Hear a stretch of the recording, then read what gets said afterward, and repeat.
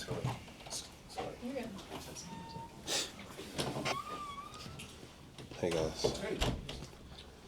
Chris, obviously, you didn't win a game yet, not gonna be happy, but what's the attitude been like for preparation this week?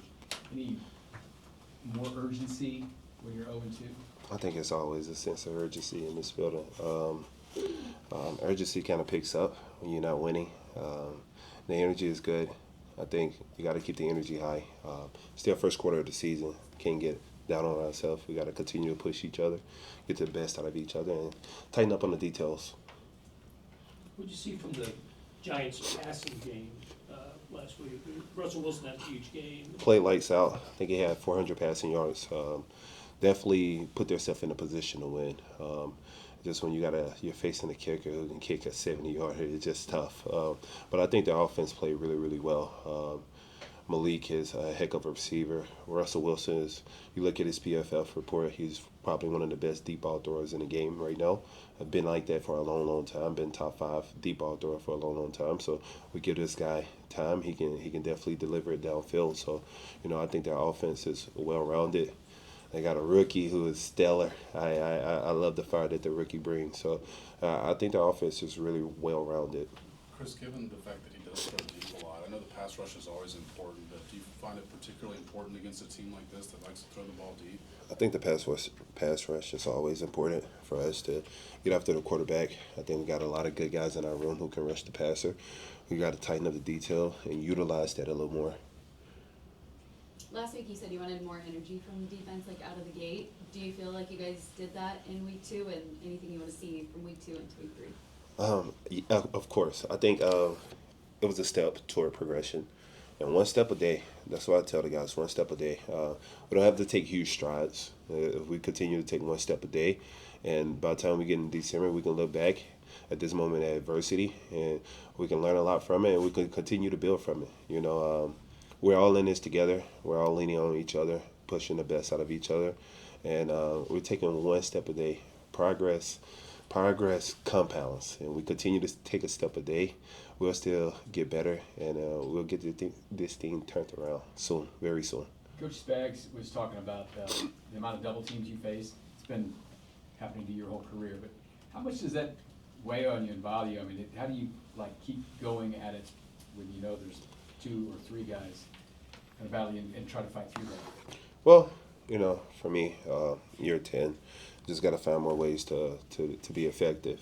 Find more ways to get my guys around me going.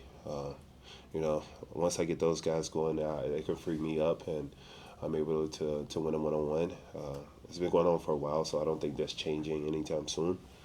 And if they don't double team me, then I got to win my one-on-one. I got to find a way to be effective. So it's a catch-22. Chris, what could a turnover, maybe even 2 turnovers on Sunday do for you guys as a unit, considering how much improvement you guys showed last week? Well, improving, we're just going to continue to improve, continue to take this step forward week in and week out. Individually, also as a group, offense, defense, special teams. I think it's all imperative that we continue to progress. But I think turnovers affect the game, completely change the game, And I think as a defense, we got to find ways to create more turnovers, give the ball back to Pat and Coach Reed, and we got a lot of trust in those guys. If we get the ball back to them, there's points will be generated. Couple more. Chris, with the fact that you guys held the Eagles to one of the lowest offensive outputs since 2020, how do you kind of take that and use that for this week? Well, I look at it as a lot of areas that we can get better at. When you watch film, it's never really as good as you think. It's never really as bad as you think, but there's always room for improvement. So that was a step forward from the first game. I think we didn't play to our standard the first game, so we came out the second game. We took a step forward, and we just got to continue to make those steps throughout the season. Chris, I know you put emotion into every game, so there's not necessarily maybe one is more emotional for you than others. but this one, it seemed like there was a lot of trash talking and frustrations on maybe both sides. Yeah, the clip that was going around, it wasn't because of the touch push. It was because of an inside zone that was ran like 5 to 6 times. I never once complained about the touch push on the sideline. We actually stopped the touch push. If you look back, we stopped it multiple times. So, as in, you know, the clip y'all seen was very like portrayed as they ran the touch push, I came out. No, that was because they ran the inside zone 5 times. And I'm like, as a defensive line, we got to adjust to that. There's no way a team's going to come out and run inside zone 5 times on us, and we don't adjust to that. So those clips was very portrayed in 2 different, and the perspective of it was portrayed so wrong. But no, I didn't complain about the tush push. We actually stopped the tush push multiple times. 3rd and 1 couple times, 2nd and 1. So yeah, Well, then I guess when you're talking about, you know, areas to improve and areas to not, I mean, is that maybe the bigger sticking point coming out of that game? Is that was something they were able to do that we just never got around to stopping? Say that again? Maybe I didn't phrase that the best way, but so that was maybe more of the frustration in that game was that particular play, not anything. Yeah, we wasn't complaining about the tush push. The only thing about the tush push, whether it was an offsides or not, we can't judge that. We're not refs, but we can't. We never complain about the tush push. We stopped the tush push. We had plans for the tush push. We stopped it multiple times. So as in, like, can't stop it. We stopped it. Watch film multiple times.